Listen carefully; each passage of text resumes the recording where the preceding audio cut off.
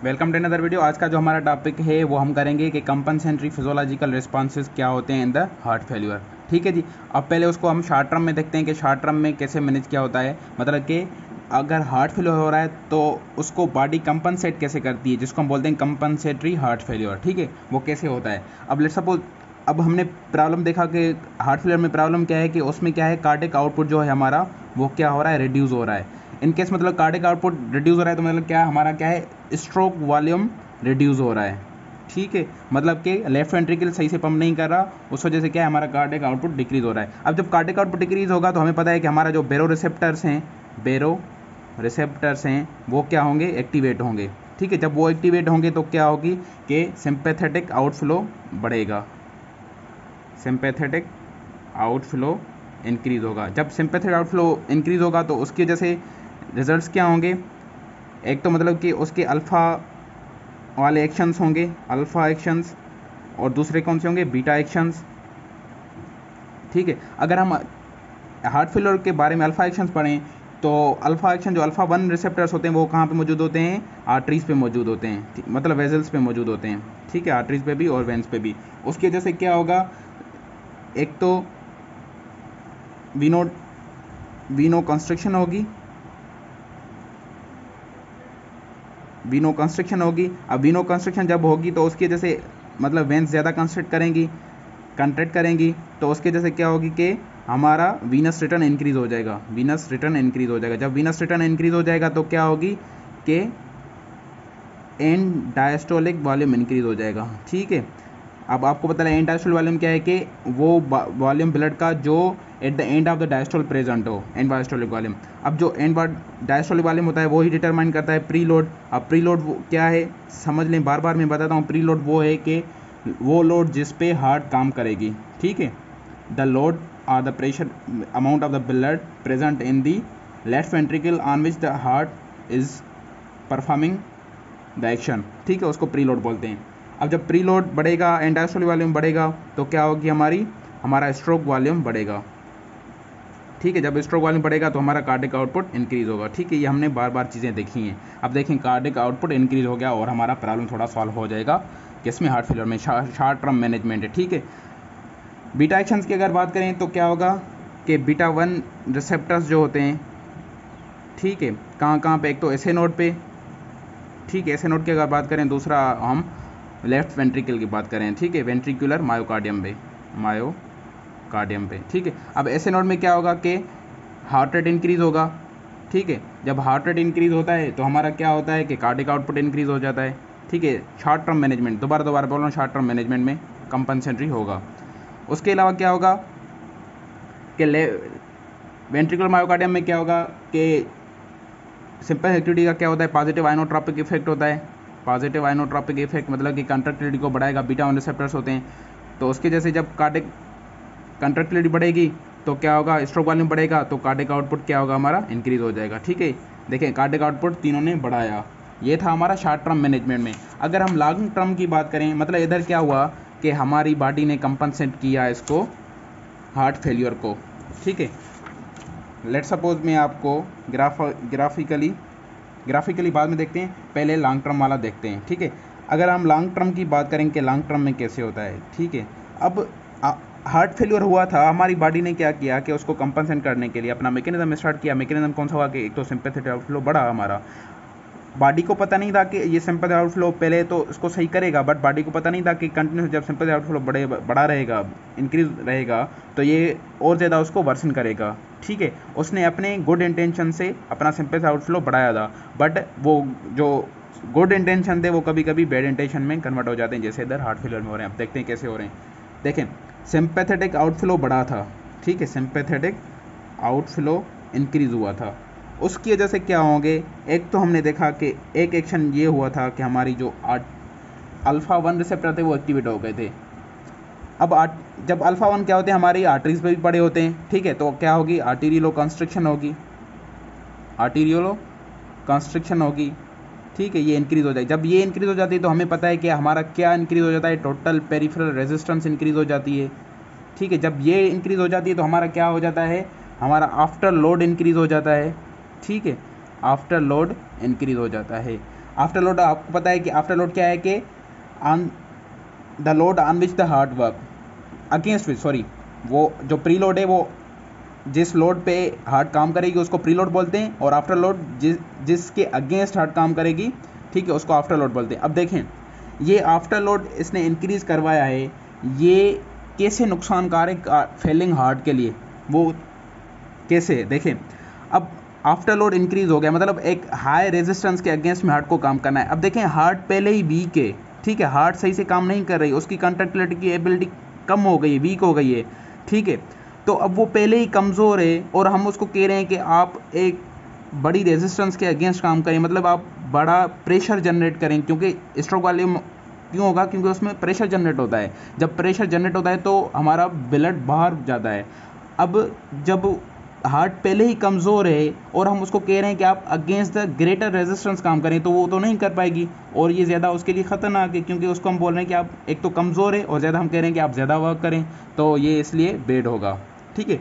और दूसरा क्या होगा, सिंपैथेटिक हार्ट फ्लो की बढ़ने की वजह से कि वीनो कंस्ट्रक्शन होगी, ठीक है, क्या होगी, वीनो कंस्ट्रक्शन होगी। अब वीनो कंस्ट्रक्शन होगी तो हमने कहा कि इंक्रीज वीनस रिटर्न होगी, जब इंक्रीज वीनस रिटर्न होगी तो एंड डायस्टोलिक वॉल्यूम बढ़ेगा, ठीक है, जब एंड डायस्टोलिक वॉल्यूम बढ़ेगा तो अब देखें क्या होता है कि प्रीलोड बढ़ेगा सिंपली। अब इधर आप देखें ये कैसे फेलिंग हार्ट के लिए नुकसानकार है। अब इधर क्या आती है चीज़, एक लेप्लास लॉ आता है, ठीक है, आप इसको देखें तो आपको समझ में आ जाएगा। अकॉर्डिंग टू लेप्लास क्या है कि pressure is directly pressure which is generated in the myocardium, left ventricular myocardium, is directly proportional to the tension in the myocardium and upon the radius, ठीक है, मतलब जो प्रेशर जनरेट होगा जिस pressure से वो हार्ट जो ब्लड है उसको बाहर फेंकेगी, सिस्टोल करेगी, स्ट्रोक वॉल्यूम करेगी, वो डायरेक्टली प्रोपोर्शनल टेंशन, मतलब कि जो फाइबर्स है मायोकार्डियम के उनमें जो कितना टेंशन है, और inversely proportional to the radius, अगर हम उस वेंट्रिकल का रेडियस बढ़ाएंगे तो प्रेशर कम जनरेट होगा, ठीक है। अब अकॉर्डिंग टू दिस, इस फार्मूले के मुताबिक देखें कैसे हो रहा है।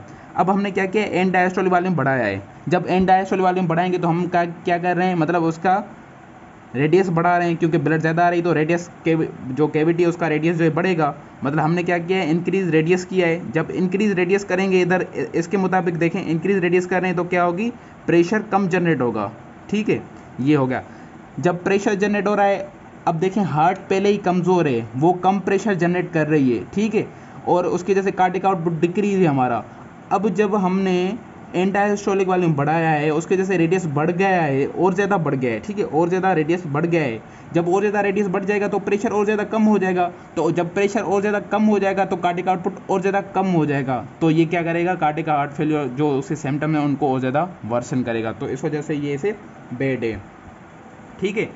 एक तो आर्टेरियो कंस्ट्रक्शन जैसे क्या हुआ, टोटल पेरिफेरल रेजिस्टेंस बढ़ी थी, तो इस फार्मूले के यहाँ फिट करें कि आर्टेरियो कंस्ट्रक्शन हुई है, और हम क्या कर रहे हैं, उससे ज़्यादा प्रेशर क्या कर रहे हैं, चाह रहे हैं ब्लड हार्ट से कि आप ज़्यादा प्रेशर जनरेट करें, ठीक है, डिमांड करें कि ज़्यादा प्रेशर जनरेट करें, बट हार्ट की इतनी कैपेबिलिटी नहीं है, टेंशन उसमें इतना नहीं है, क्योंकि उसका टेंशन कम हो गया है, मायोकार्डियम कम काम कर रहे हैं, तो उसका टेंशन जब कम हो गया है और हम उसको कह रहे हैं कि आप ज़्यादा प्रेशर जनरेट करें, तो वो नहीं कर पाएगी, ठीक है, वो उसके लिए नुकसानकार होगा। एक ये हो गया। उसके अलावा क्या होगा कि रेनिन एंजियोटेंसिन अल्डोस्टेरोन सिस्टम एक्टिवेट होगा, जो रास सिस्टम है वो एक्टिवेट होगा। अब वो कैसे एक्टिवेट होगा, वो दो तरीक़ों से एक्टिवेट होगा। एक तो उसमें क्या होगी कि रीनल परफ्यूजन जो हमारी है, रीनल परफ्यूजन वो कम हो जाएगी, और दूसरा जो सिंपैथेटिक आउटफ्लो बढ़ा था उस वजह से जो बीटा-1 रिसेप्टर्स हैं वो एक्टिवेट होंगे, ठीक है। उसकी वजह से क्या होगी कि हमारी रेनिन इंक्रीज़ होगी, ठीक है। जब रेनिन इंक्रीज़ होगी तो क्या होगा, आपको पता है कि एंजियोटेंसिन 2 बनेगा, वो इंक्रीज़ हो जाएगा, और इस वजह से क्या होगा, अल्डोस्टेरोन भी ज़्यादा बढ़ेगा, ठीक है। ये कुछ एक्शन थे। अब एंजियोटेंसिन के इफेक्ट्स आपको पता है क्या होते हैं कि एक तो वीनो कंस्ट्रक्शन करवाती है वो, ठीक है। अब वीनो कंस्ट्रक्शन सेम ही बात, वही चीज़ कि हमने वीनो कंस्ट्रक्शन करा, and diastolic total peripheral resistance बढ़ेगी, सॉरी एंड डायस्टोलिक वॉल्यूम बढ़ेगा तो टोटल रेडियस बढ़ेगा, तो वो उसके लिए ख़तरनाक है, ठीक है। ये ऐसे राह से इसको वर्सन कर रहा है। और उसके अलावा क्या है कि ये आर्टेरियो कंस्ट्रक्टर भी होता है। जब आर्टेरियो कंस्ट्रक्टर होगा तो क्या होगी, टोटल पेरिफेरल रेजिस्टेंस बढ़ेगी। जब टोटल पेरिफेरल रेजिस्टेंस बढ़ेगी तो आफ्टर लोड बढ़ेगा। जब आफ्टर लोड बढ़ेगा तो जैसे हमने पहले एक्सप्लेन किया कि आफ्टर लोड मतलब कि हम ज़्यादा प्रेशर चाह रहे हैं हार्ट से कि आप ज़्यादा प्रेशर के अगेंस्ट काम करें, बट वो वीक है पहले ही, तो ये और ज़्यादा उसके लिए ख़तरनाक होगा, ठीक है। और तीसरा क्या होगा कि अल्डोस्टेरोन क्या करेगा कि वाटर एंड साल्ट रिटेंशन करेगा। जब वाटर एंड साल्ट रिटेंशन होगी तो एंडायस्ट्रोलिक वॉल्यूम बढ़ेगा, वीनस रिटर्न बढ़ेगा, एंडायस्ट्रोलिक वॉल्यूम बढ़ेगा और उसके जैसे क्या होगी, प्रीलोड बढ़ेगा और रेडियस बढ़ जाएगा, तो वो भी ऐसे खतरनाक है। ठीक है, ये ऐसे हो गया। चौथा इफेक्ट क्या होता है कि एंजियोटेंसिन 2 प्लस में अल्डोस्टेरोन जो होते हैं वो हार्ट पे इफेक्ट करते हैं और उसकी एक चेंजेस करते हैं उसके शेप में और स्ट्रक्चर में, जिसको हम बोलते हैं कार्डिक रीमॉडलिंग।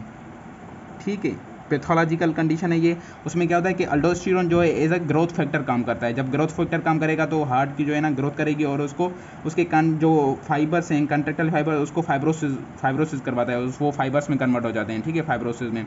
तो जब फाइब्रोसिस होगी तो वो क्या हो जाएंगे, उसकी शेप चेंज हो जाएगी, तो उसको हम बोलते हैं कार्डिक रीमॉडलिंग। कार्डिक रीमॉडलिंग क्या है, हम इसको ऐसे डिफाइन करते हैं कि these are the pathological changes in the heart shape and the size. ठीक है, उसमें शेप एंड द साइज में पैथोलॉजिकल चेंजेस आ रही हैं, उसको कार्डिक रीमॉडलिंग बोलते हैं। तो ये ऐसे भी करते हैं। एक और मैकेनिज्म होता है जिसको हम बोलते हैं activation of the नाइट्रोयूरेटिक peptides. नाइट्रोयूरेटिक peptides, अब ये क्या होते हैं कि जब हमारा प्रीलोड इंक्रीज हो जाता है, ठीक है, जब हमारा प्रीलोड इंक्रीज हो जाता है, देखें एक कंपनसेटरी रिस्पांस है ना, पहले सिंपैथेटिक एक्टिविटी में प्रीलोड बढ़ गया था। ठीक है, इंक्रीज प्रीलोड, तो उस वजह से क्या होगा हमारा, जब इंक्रीज प्रीलोड था, वीनस रिटर्न बढ़ा था ना, पहले हार्ट फेल हुई, देखें हार्ट फेल हुई ना, जब हार्ट फेल हुई हमारी तो उस वजह से क्या हुआ कि हमारी जब हार्ट फेल हुई तो सिंपैथेटिक एक्टिविटी हमारी बढ़ी। जब सिंपैथेटिक एक्टिविटी बढ़ेगी हमारी तो वो क्या करेगी, जैसे हमने प्रीवियस इधर देखे ना एक्सप्लेन किया था शॉर्ट टर्म में कि वो अल्फा एक्शन के थ्रू वीनो डायलेशन, वो क्या वीनो कंस्ट्रक्शन करवाएगी और कार्डिक आउटपुट हमारा बढ़ेगा। ये पहले था शॉर्ट टर्म मैनेजमेंट में। और लॉन्ग टर्म में भी ऐसे था कि वो वीनस रिटर्न बढ़ा रही। जब वीनस रिटर्न बढ़ेगा तो मतलब प्रीलोड बढ़ेगा, जब प्रीलोड बढ़ेगा तो क्या होता है कि increase release of the नाइट्रोयूरेटिक peptides होते हैं। ठीक है, उनमें एग्जांपल क्या है, एक तो एनपी है, एट्रियल नाइट्रोयूरेटिक पेप्टाइड, जो मोस्टली राइट एट्रियम से रिलीज होता है। उसके अलावा B type and the C type ये होते हैं। ठीक है, अब इनके काम क्या होते हैं कि ये क्या करवाते हैं, वेजो डायलेशन करवाते हैं। ठीक है, वेजो डायलेशन करवाते हैं। अब जब वेजो डायलेशन होगी तो देखें, जब वेजो डायलेशन तो मतलब ब्लड एंड डायस्टोलिक वॉल्यूम क्या होगा, कम हो जाएगा, हमारा प्रीलोड कम हो जाएगा, तो उस वजह से क्या होगी कि वो कार्डिक फेल्यूर में वो फ़ायदेमंद है। ठीक है, क्योंकि हार्ट को थोड़े वॉल्यूम पे काम करना पड़ेगा। ओके जी, उसके अलावा क्या होगा कि डायूरेसिस होगी। जब एनपी डायूरेसिस करवाती है तो मतलब ब्लड वॉल्यूम कम हो जाएगा, तो वो सफिशेंट रहेगा हार्ट के लिए। और उसके अलावा क्या होगा कि ये इनहिबिशन ऑफ रास सिस्टम करवाती हैं। जब इनहिबिशन ऑफ रास होगा तो ये सारी जो चेंजेस थी, मतलब ये लॉन्ग टर्म में जो खतरनाक साबित हो रहा था हार्ट फेलियर के लिए, वो ख़त्म हो जाएगा। मतलब कि वीनो डायलेशन हो जाएगी, आर्टिकुलर डायलेशन और द कार्डिक रीमॉडलिंग वापस हो जाएगी। ठीक है, और उसके अलावा जैसे मैंने कहा कि reduction in the myocardial fibrosis हो जाएगी, वो इसलिए कि अल्डोस्टेरोन कम रिलीज होगा। ठीक है, ये क्या है, ये सारे गुड बेनिफिशियल हैं, बेनिफिशियल रिस्पॉन्सेज हैं in the cardiac heart failure के, हम इसको इम्प्रूव करें। देखें कार्डिक फेलियर में क्या हो रहा था, जनरलाइज एडिमा हो रही थी, पल्मोनरी एडिमा हो रही थी। जब वीनो डायलेशन होगी तो पल्मोनरी एडिमा खत्म हो जाएगी, और उसके अलावा क्या होगा कि जब हमारी डायूरेसिस होगी तो हमारी जनरलाइज एडिमा खत्म होगी। ठीक है, तो ये इन सिम्टम्स को इम्प्रूव करेगा ये सिस्टम पेप्टाइड। अब उसके अलावा एक ग्राफ रिप्रेजेंटेशन होती है, उसको हम देखते हैं कि ग्राफिकली हम देख लें क्या होता है, नॉर्मल हार्ट कैसे काम करती है और हार्ट फेलियर वाली हार्ट कैसे काम करती है। देखें ये एक ग्राफ है। ठीक है, इस पर हमने एंड डायस्टोलिक वॉल्यूम किया और इधर आप स्ट्रोक वॉल्यूम कर दें, जो डिटरमाइन करता है कार्डिक आउटपुट को। ठीक है जी, अब नॉर्मल जो हार्ट है वो ऐसे काम करती है। ठीक है, इस एंगल पे। ठीक है, लेट सपोज ये एंड डायस्टोलिक वॉल्यूम है, नॉर्मली 140 होता है, जिसका जो है ना 70 ml स्ट्रोक वॉल्यूम होता है। ये इधर 70 ml था, इसने निकाल दिया। ठीक है, ये था नॉर्मल हार्ट का। अब जो फेल्योर हार्ट होती है वो ऐसे काम करती है। देखें ये मैं इसे नॉर्मल हार्ट बना रहा हूँ। ठीक है, ये नॉर्मल हार्ट इधर काम कर रही है।